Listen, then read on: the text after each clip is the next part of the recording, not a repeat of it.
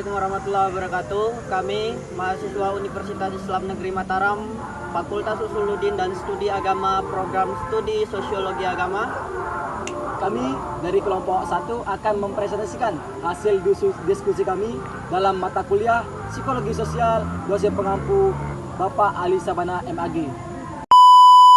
Baik, perkenalkan nama saya Irma Sukmadewi. Di sini saya akan membahas materi yang pertama, yaitu the self. Jadi, the self ini dibagi menjadi dua bagian. Yang pertama itu ada istilah skema sosial.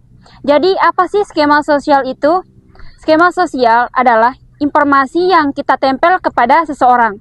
Informasi yang kita tempel kepada seorang individu. Jadi, contohnya itu misalkan Sulhan adalah seorang yang sangat rajin. Nah, jadi kata rajinnya itu adalah skemanya. Baik, di sini juga ada istilah yang kedua, yaitu self skema. Jadi apa sih self skema itu? Self skema adalah informasi yang kita tempel pada diri kita sendiri. Nah, tadi kalau skema sosial itu kan informasi yang kita tempel kepada orang lain. Kalau self skema ini informasi yang kita tempel pada diri kita sendiri. Contohnya itu misalkan saya adalah seorang yang sangat rajin. Jadi kata rajinnya itu adalah skemanya. Di sini juga ada istilah yang ketiga, ada namanya skematik. Jadi apa itu skematik? Skematik adalah saat satu skema lebih bermakna dari skema yang lainnya. Baik, itu saja yang dapat saya sampaikan. Demikian, inilah dari saya.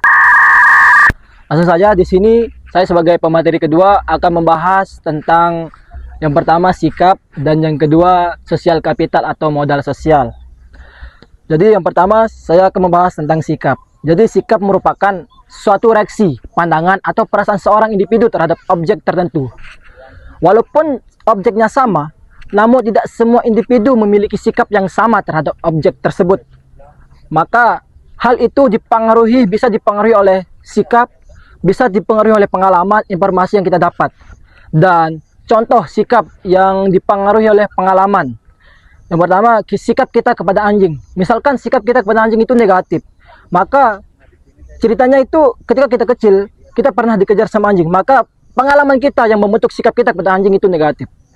Dan sikap kita itu dipengaruhi bukan sejak lahir, akan tetapi dipengaruhi oleh tiga. Yang pertama dipengaruhi oleh pengalaman, yang kedua dipengaruhi oleh sosial, teman atau keluarga, yang ketiga dipengaruhi oleh landasan agama.